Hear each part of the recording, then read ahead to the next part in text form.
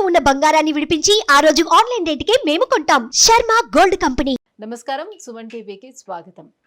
2025 ఆంగ్ల నూతన సంవత్సరం ద్వాదశ రాశుల వారికి నవగ్రహాల సంచారం ఆధారంగా ఎటువంటి ఫలితాలు ఉంటాయి, ఎటువంటి పరిహారాలని పాటించుకోవాలి, ఈ విషయాన్ని తెలియజేసేందుకు మనతో పాటు ఉన్నారు ప్రముఖ జ్యోతిష రత్న, జ్యోతిష చక్ర వైభవ నిపుణ డాక్టర్ రాళ్లపల్లి రవికుమార్ గారు మనతో పాటు ఉన్నారు. గురువుగారిని అడిగి తెలుసుకుందాం.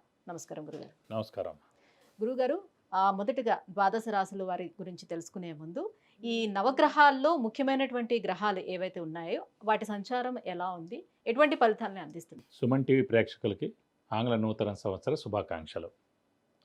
శరదిందు సమాకారే పరబ్రహ్మ స్వరూపిణి వాసరాపీఠ నిలయే సరస్వతి నమోస్తుతే. ఇది మనం న్యూ ఇయర్ గురించే చెప్పుకుంటాం. న్యూ ఇయర్ అంటే మనకి జనవరి 1, 2025 నుంచి డిసెంబర్ దాకా అనుకోండి. సో ఇదేం ఉగాది ఫలితాలు కాదండి. సో ప్రేక్షకులు మీరు కూడా తెలుసుకోండి, ఎందుకంటే మనకి ఉగాది వచ్చేది ఇంకా చాలా టైం ఉంది, మనకి ఏప్రిల్ నుంచి అనుకోండి. సో ఉగాది ఫలితాలు మళ్ళీ మనం చెప్పుకుందాం. ఇందాక చాలామంది ప్రేక్షకుల కోరికపై న్యూ ఇయర్గా ఎలా ఉంటుంది ఈ ఏడాది అంతా అనేది చెప్పుకుందాం. మనకి మెయిన్ 4 గ్రహాలండి. ఒకటి గురువు, ఒకటి శని, ఒకటి రాహు, ఒకటి కేతు. మిగతా 5 కూడా గ్రహాలే. చంద్రుడు అనుకోండి ప్రతిరోజు ఒక నక్షత్రం నుంచి ఇంకో నక్షత్రం మారిపోతాడు. సో ప్రతిరోజు మనం చెప్పుకోలేం జాతకం అనేది. సో ఒక ప్రతిరోజు నడుస్తున్నందుకు ఈ చంద్రుడు మనం ప్రతిరోజు ఒక పాయింట్ ఏం చెప్పలేం, కొత్తగా పాయింట్ వెంటనే ఇప్పుడు జాబ్ వస్తుంది, వెంటనే పెళ్ళి అవుతుంది, సంతానం కలుగుతుంది, ఇవన్నీ ఒక రోజులో జరిగేవి కాదు. సో అలాగే మనం బుధుడు తీసుకున్న 20 రోజులకి ఒక రాశి నుంచి ఒక రాశి మారుతాడు. అలాగే శుక్రుడు తీసుకుంటే 20 రోజుల నుంచి ఇంకో రాశిలోకి మారుతాడు. కుజుడు తీసుకుంటే 45 రోజులు. అలాగే మనం ముఖ్యంగా శుక్రుడు తీసుకుంటే 20 రోజులు. సో రవి ఒక్కటి నెల రోజులు, కుజుడు 45 రోజులు. ఇవన్నిటితోటి మనం ప్రతి ఏడాదిలో కూడా వచ్చే మేజర్ మార్పులు చెప్పడం చాలా తక్కువ, కష్టం అనమాట. కష్టం ఇన్ ద సెన్స్ అక్యురేట్గా ఏమి ఉండదు. ఈ జస్ట్ 20 రోజులు నెలలకి మార్పు మళ్ళీ వెంటనే ఇది జరుగుతుంది, ఇది ఖచ్చితంగా జరుగుతుంది చెప్పడం కన్నా మెయిన్గా మటుకు గురువు, శని, రాహు, కేతు. గురువు సంవత్సర కాలంలో ఒక రాశి నుంచి ఇంకో రాశి మారుతాడు. శని 2.5 సంవత్సరాలకి ఒక రాశి నుంచి ఇంకో రాశిలోకి మారుతారు. రాహుకేతులు ఇద్దరు కూడా ఛాయాగ్రహాలు, ఎప్పుడూ ఆపోజిటే ఉంటారు కాబట్టి వాళ్ళిద్దరు కూడా ఒక రాశి నుంచి ఇంకో రాశి మారడానికి ఏడార్థం పడుతుంది అన్నమాట. వీటిని ఆధారం చేసుకుని చెప్పాలన్నమాట ముఖ్యంగా ఏ విషయం జరిగినా కూడా. కాబట్టి ముఖ్యంగా గురువు వచ్చేసి మనకి 15 మే 2025 నుంచి మనకి ముఖ్యంగా మిథున రాశిలోకి ప్రవేశిస్తున్నాడు. అలాగే శని 30 మార్చ్ 2025 నుంచి మీన రాశిలోకి ప్రవేశిస్తున్నాడు.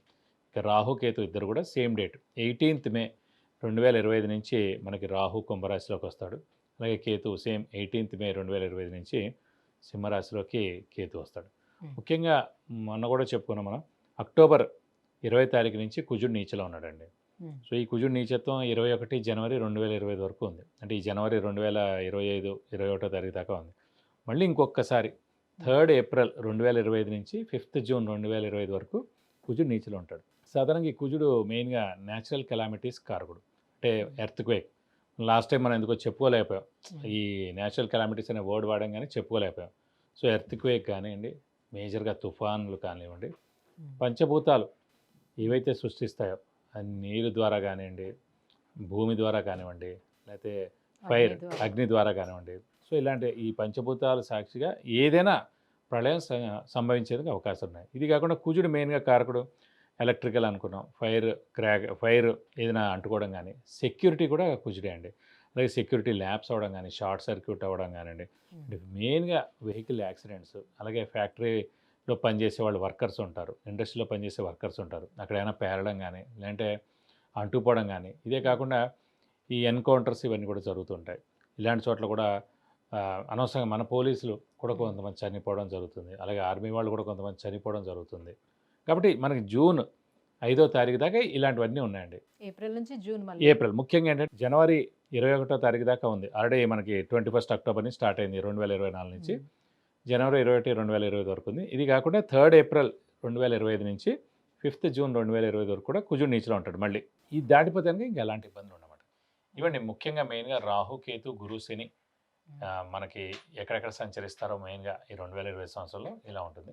గురుగారు, మకర రాశి వారికి 2025 ఆంగ్ల సంవత్సరం వాళ్ళకి ఏ గ్రహాలు బాగున్నాయి, అనుకూలిస్తున్నాయి? మకర రాశి అనగానే మనకి ఉత్తరాషాఢ 2, 3, 4 పాదాలు, శ్రవణం 1, 2, 3, 4 పాదాలు, ధనిష్ట 1, 2 పాదాలు, ఈ నక్షత్రాల సమూహంతో మనకి మకర రాశిలోకి వస్తుంది. ఇదివరకు మనం చెప్పుకున్నట్టుగా గత 7.5 సంవత్సరాల నుంచి ఏలినాటి శని ఇంపాక్ట్ చాలా ఎక్కువగా ఉంది.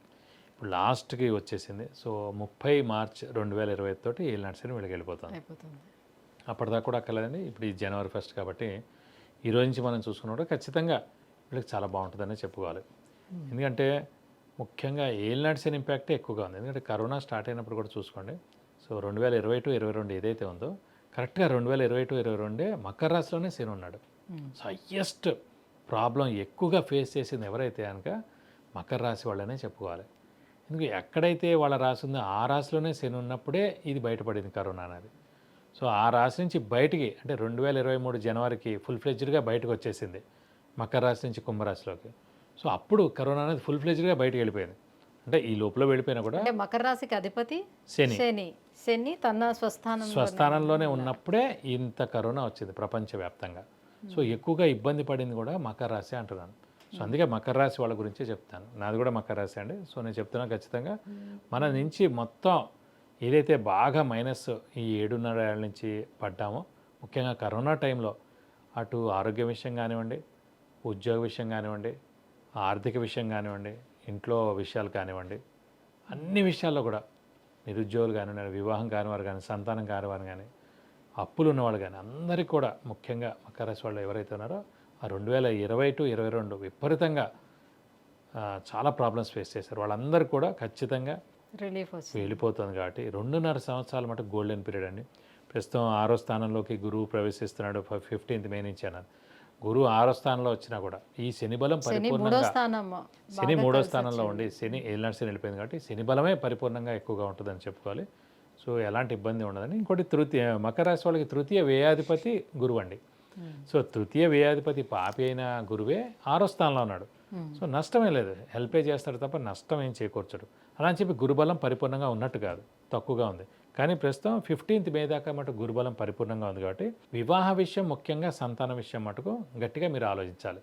ఈ 2 విషయాలు బాగా గురుబలం ఉన్నప్పుడే జరుగుతాయి. సో కనీసం కన్సీవ్ అవ్వడం అయినా సరే 15th మేలో అయ్యేందుకు అవకాశం ఉంది.